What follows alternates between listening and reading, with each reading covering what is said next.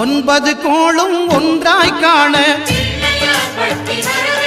அங்கு கற்பகம் என்னும் கடவுளின் மெய்யில்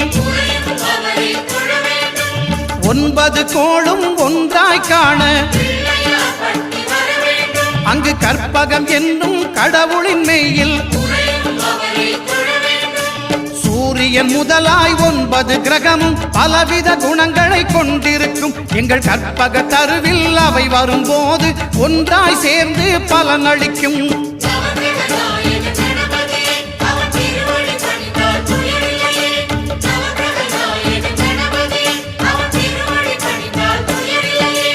ஒன்பது கோளும் ஒன்றாய் காண